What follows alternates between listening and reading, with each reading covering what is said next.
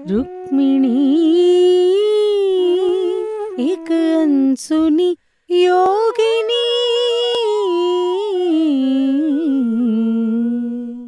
नमस्कार दोस्तों, पीएमसी हिंदी की ये श्रृंखला रुक्मिणी एक अनसुनी योगिनी में आपका बहुत बहुत स्वागत है। फ्रेंड्स, जैसा कि आप जानते हो, इसमें हम दीना मरियम की book Rukmini the turning of time पर चर्चा कर रहे हैं।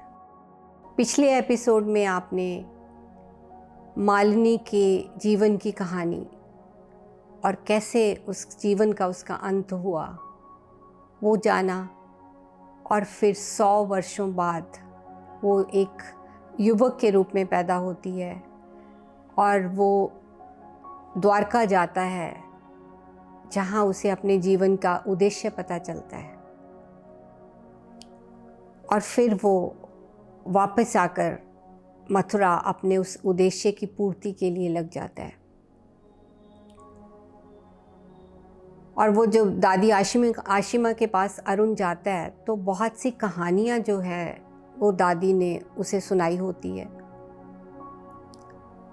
उसमें से एक कहानी जिसका अरुण ने बहुत कुछ सीखा उस कहानी से, उसका मैं जिक्र आपसे कर रही हूँ। तो यहाँ पे जो दादी आशिमा है वो अरुण को कहानी सुना रही।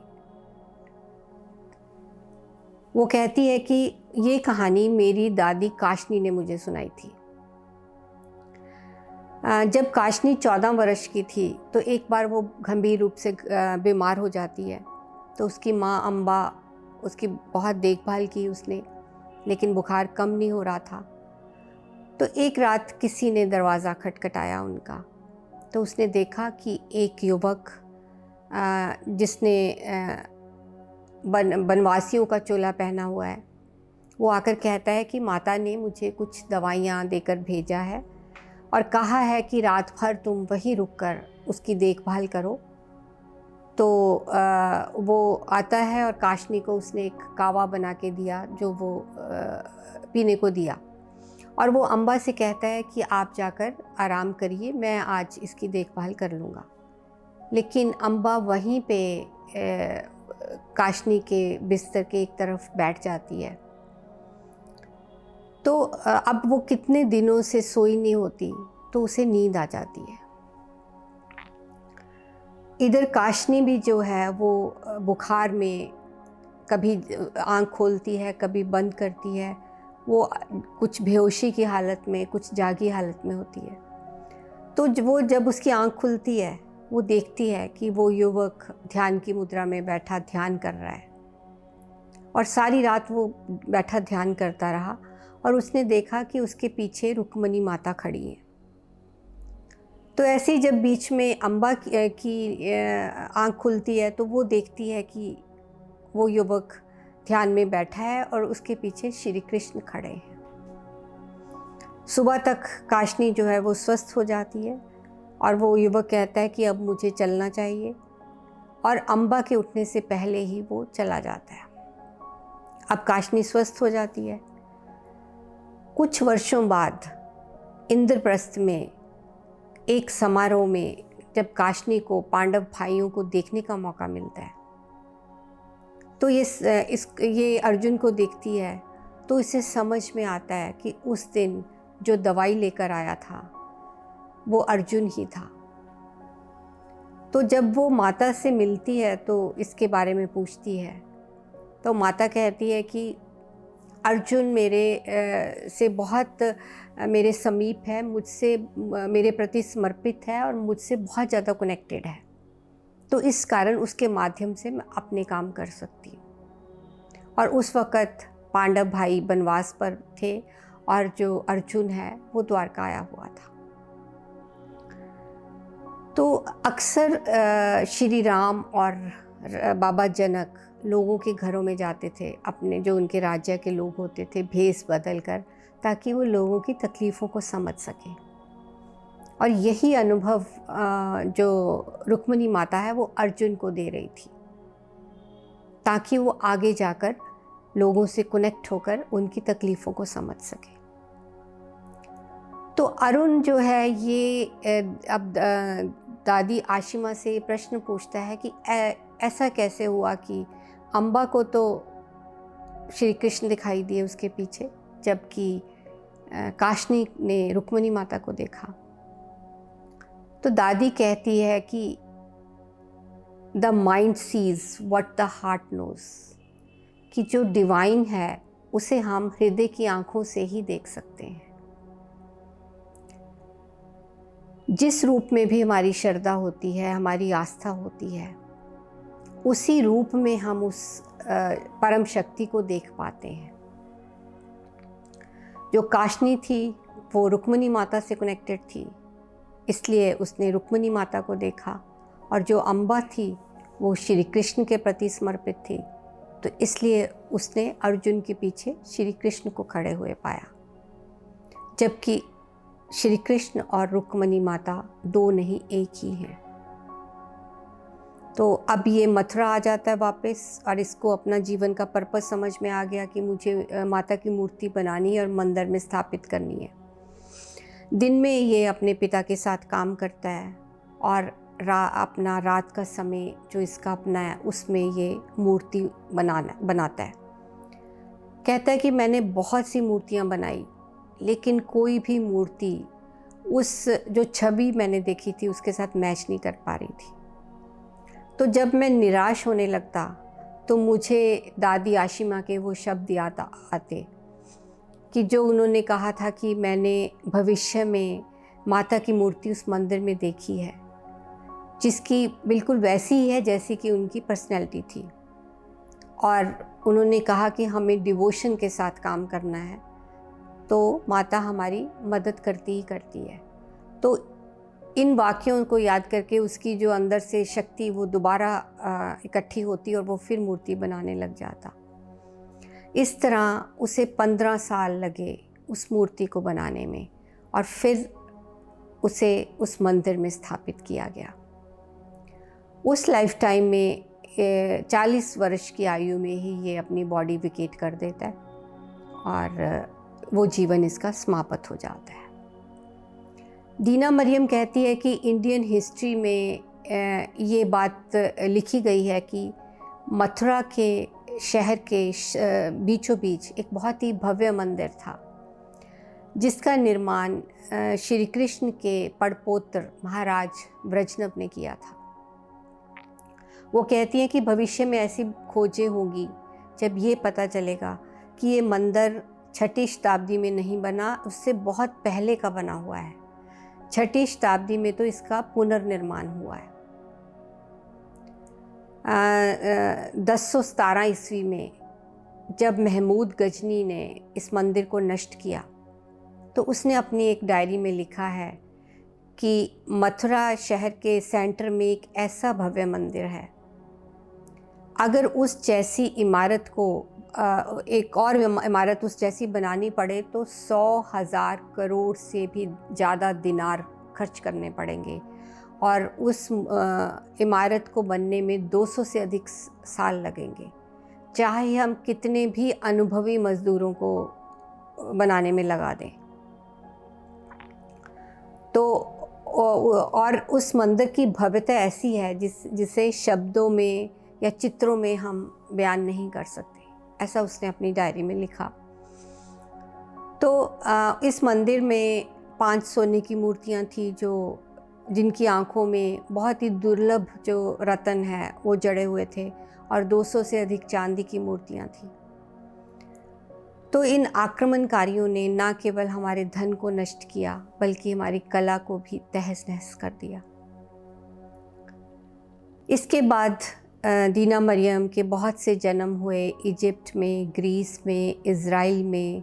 वो कहती है कि इन जन्मों में मैंने बहुत से संस्कारों के बीच अपने अंदर बोए, जिनका भुगतान मैंने निकट भविष्य में होता रहा। और फिर एक जीवन ऐसा आया जब जो इसकी स्वयं को जानने की खोज थी वो आगे बढ़ी। फ्रेंड्स, जब त्रेता युग में ये आखिरी बार माता से मिलती है तो माता ने इससे कहा होता है कि 2 बहुत महत्वपूर्ण व्यक्ति तुम्हारे जीवन में आएंगे जो तुम्हें अध्यात्म में आगे लेकर जाएंगे, एक अर्जुन और दूसरा योगी। और तुम्हें अपने सभी सवालों के जवाब आप अपने अंदर से ढूंढने चाहिए।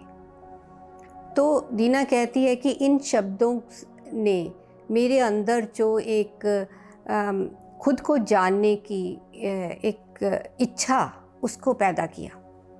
तब मुझे ये पता नहीं था कि इस मार्ग में आगे कैसे जाना है, मेरे पास कोई टूल नहीं था, लेकिन एक इच्छा मेरे अंदर पैदा हो गई थी कि मेरे अंदर जो खजाना है मुझे उसे ढूंढना है और स्वयं को जानना है। तो फिर कहती है कि बहुत सालों बाद एक जन्म ऐसा आया जहाँ मेरी ये जो स्वयं को जानने की खोज थी वो आगे बढ़ी, जो इच्छा थी वो उसको एक टूल मिला। तो अब इसका जन्म होता है इंडिया में एक हिमालय के तलहटी में गांव में, जिसे हम आज का उत्तराखंड बोल सकते हैं, उसमें जहाँ ये उषा बनकर पैदा होती है। और जो सत्य हैं और जो वो ये जो चंद्र जो योगी मिले थे उसे 15वें दिन महाभारत के युद्ध के, वो अब सत्य बनकर पैदा होते हैं। उषा जो है एक पुजारी के घर में 3 बहनों में से सबसे छोटी है। उस समय बहुत छोटी उम्र में लड़कियों की शादी कर दी जाती थी, लेकिन ये थोड़ा बोल्ड है। ये कहती है कि जब तक मैं अपने जीवन का उद्देश्य नहीं ढूंढ लूँगी मैं विवाह नहीं करूँगी। तो माता इसकी बहुत झगड़ालू है, मारपीट भी होती है इसके साथ, लेकिन ये मानती नहीं। तो ऐसे ही एक दिन किसी रिश्ते को ठुकराने के बाद ये डर कर घर से बाहर भागकर एक नदी के किनारे बैठी है जहाँ पे इसे सत्य मिलते हैं और इससे विवाह करने की इच्छा जताते हैं। सत्य जो है अब बहुत एडवांस सोल है, योगी बन चुके हैं और उन्हें अपने पूर्व जन्म और इस उषा के सभी पूर्व जन्मों की उसे याद है। तो माता पिता भी खुशी खुशी इनका विवाह कर देते हैं। तो पहले 5 साल विवाह के ये जो सत्य हैं वो ब्रह्मचर्य का पालन करते हैं और फिर इनके 2 पुत्र होते हैं। तो अब ये जो योगी है, ये जो सत्य हैं, उस लाइफ टाइम में जब जो मालिनी जिसकी कहानी हम चर्चा कर रहे थे, वो सुंदरी बनकर पैदा होती है जब सत्य युग में। उस समय ये एक ब्राह्मण थे और ये यज्ञ करवाने उनके पास जाती है, जहाँ ये उसे बहुत सा सुंदरी को आध्यात्मिक ज्ञान देते हैं। दोनों में बहुत गहरी मित्रता हो जाती है और कहीं ना कहीं गहरे में एक आकर्षण एक दूसरे के प्रति पैदा हो जाता है।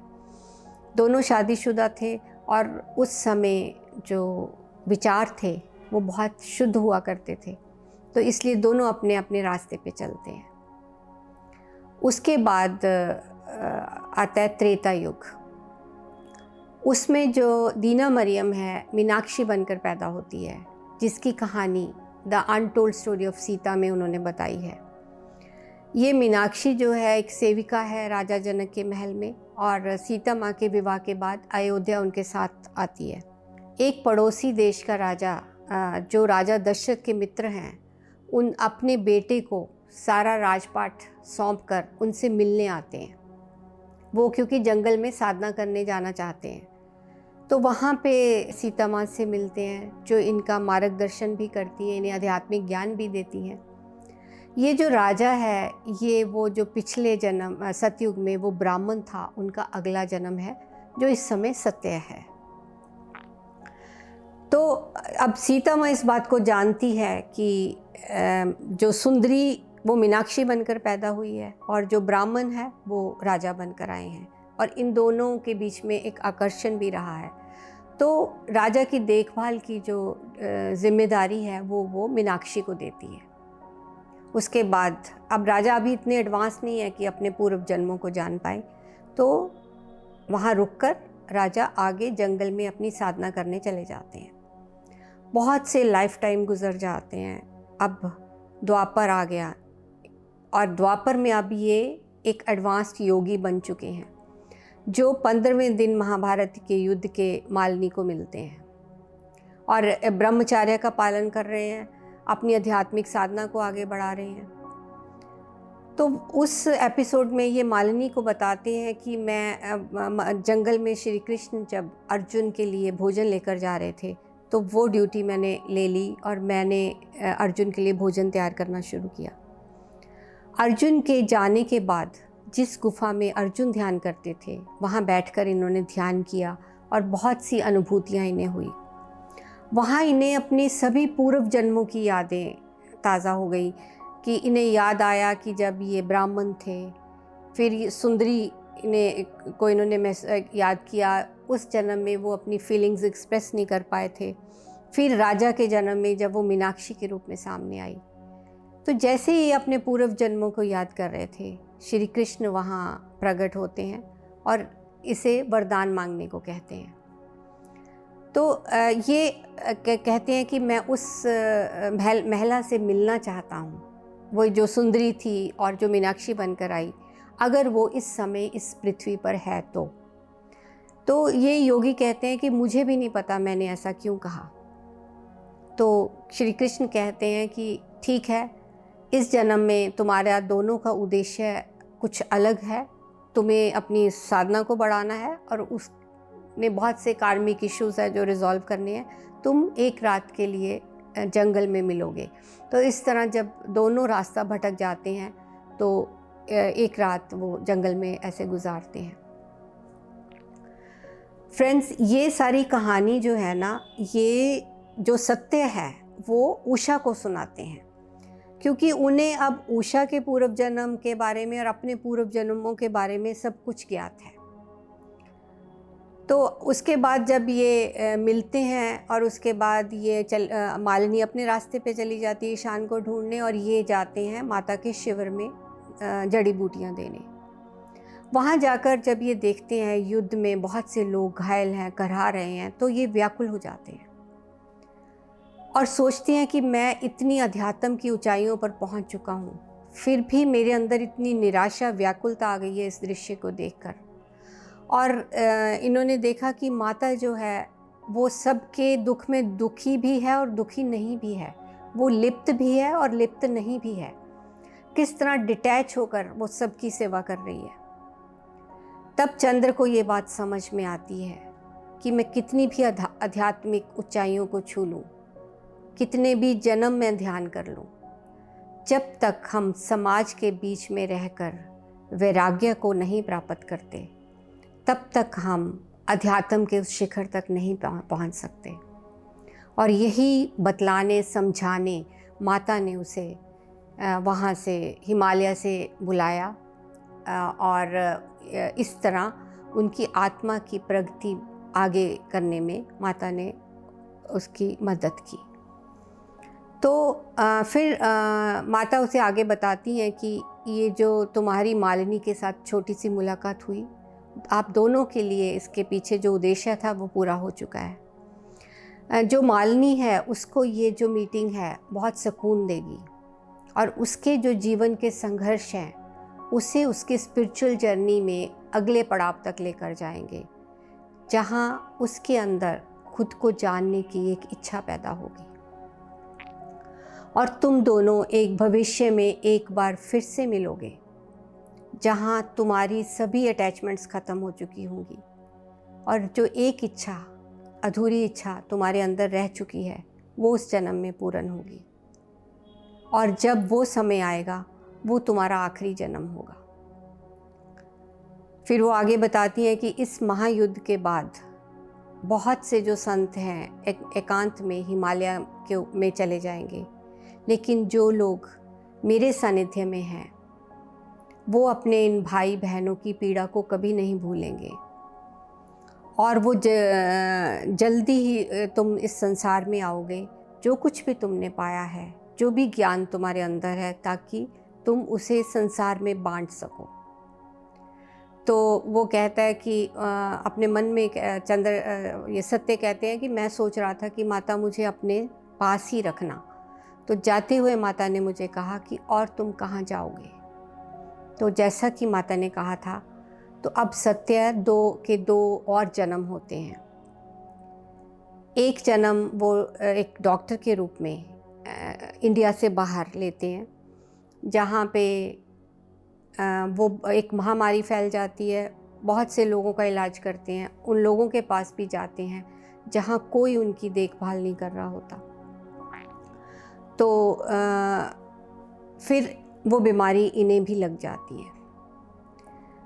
आखिरी समय में जब ये मृत्यु से जूझ रहे थे, इनके पास कोई देखभाल करने के लिए नहीं होता, लेकिन उस जीवन में ये इस तरह अपना शरीर त्यागते हैं कि मुझे किसी से कोई एक्सपेक्टेशन नहीं रखनी, मैं सेवा करने ही इस जन्म में आया था और वही मैंने की। फ्रेंड्स, ये बहुत एडवांस सोल है, कहीं ना कहीं इन्हें एहसास है अपने सोल पर्पस का, और इस तरह इस जीवन को ये त्याग देते हैं। तो अगले एपिसोड में हम सत्या का जो दूसरा जन्म है, एक और जन्म उन्होंने लिया सत्या बनने से पहले, उसके बारे में बात करेंगे। और जब ये सत्य बनकर आए तो कैसे वहाँ पे माता ने इनका मार्गदर्शन किया, इन 2 जन्मों में क्यों इन्होंने ये जन्म लिए, कैसे इन जन्मों में माता ने सत्य का मार्गदर्शन किया, और कैसे उषा जब इसके जीवन में भी माता ने उसका आध्यात्मिक प्रगति के लिए उसके अंदर जो द्वंद्व चल रहे थे उनको शांत किया। तो बने रहिए हमारे साथ अगले एपिसोड में। तब तक के लिए आप सभी का बहुत बहुत शुक्रिया।